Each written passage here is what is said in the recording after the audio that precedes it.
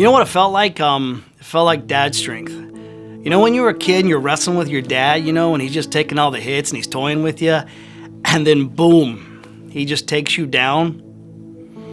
Jesus setting me straight that day. That felt a lot like that.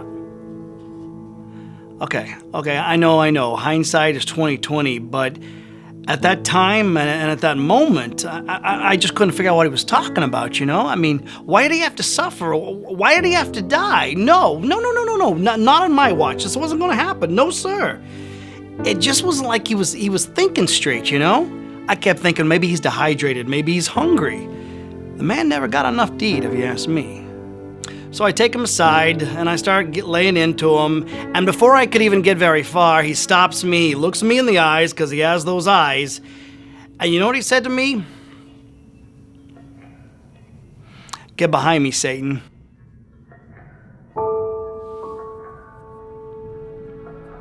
Dad strength.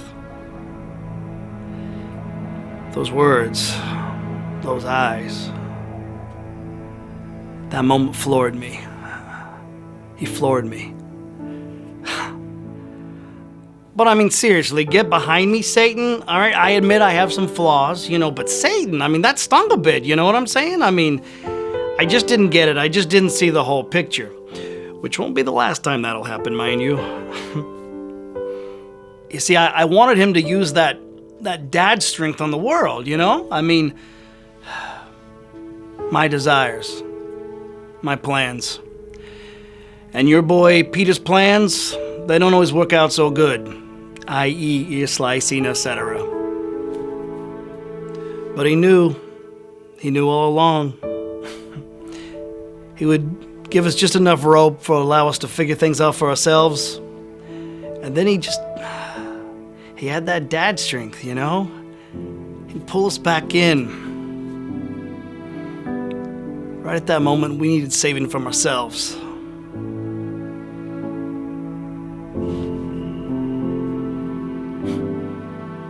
That was his plan all along. Saving us from ourselves.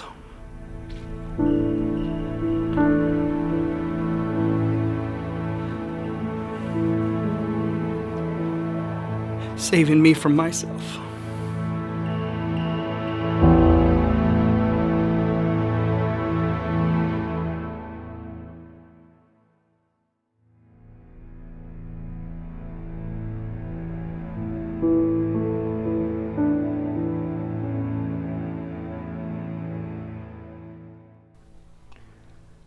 Being occupied by another army is discouraging, to say the least.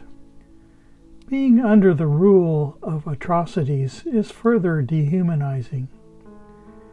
In some ways, the desire and vision to overcome such political barricades and establish the cause of Zion blocks out the true message and intent of the good news, God's Shalom. In the scriptures, Mark 8:27 through 30, Jesus asks the question, "Whom say ye that I am?" And Peter, in his exhaustion of listening to others answer, blurted, "You are the Messiah, the Christ." What a stirring that would have been. But Jesus stood his ground, instructing them not to tell anyone about him.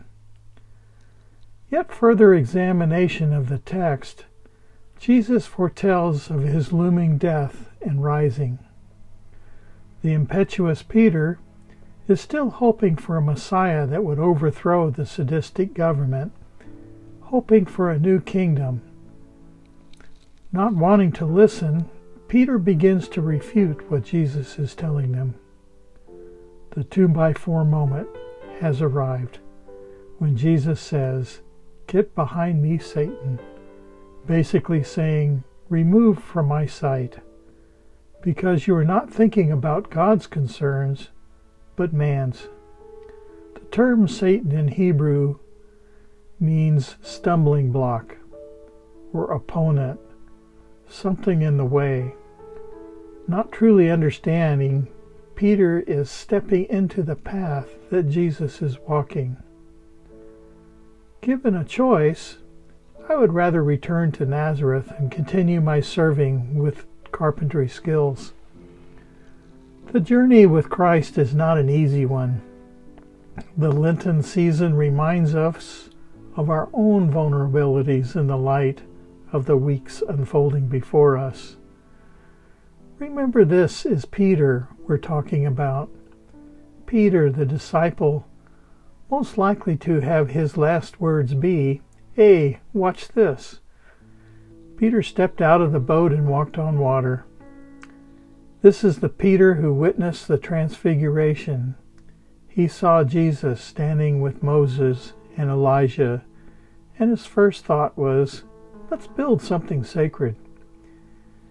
In the video, Peter makes reference to Jesus flooring him, saying, "Not the last time it would happen." Jesus told Peter to put thy sword away, and Jesus would say, "Do you love me with all that you are?" Let's look at another passage in the 21st chapter of John. Jesus asked Peter, "Do you love me?" He uses the word agape. Do you love me without condition? And Peter answers with the word philos. Jesus, I love you like a brother. 3 times asking, Jesus sees that Peter is not able to make the leap just yet. So Jesus meets him where he is. Jesus always meets us where we are. Peter is an important foundational figure in the very creation of what we know as the church. Jesus is the cornerstone, but here Peter, the betrayer, Peter the ear slicer, Peter the surfer, Peter the fisherman, Peter the one who more than any other disciple needs that good old-fashioned 2x4 whack to get him to pay attention. That is the guy Jesus used. Jesus is saying, wake up. This is important. Listen to what I'm saying to you. When Peter walked on the water, when he took that step, Jesus was not sitting in the boat saying, go. Jesus was standing in the storm saying, come. Jesus is calling us into the storm. Jesus promised to be beside you when you were going through them. The Roman rule chose to execute Jesus in the most horrible, painful, and humiliating way possible, an ultimate expression of man's inhumanity to man. Yet Jesus, Emmanuel, God with us, came back. Through it all, that we may understand, that we may know that all that was taught, all that Jesus did in the name of Yahweh was true. Everything he said about God's peaceable kingdom and striving to love one another, that was all true. It still is.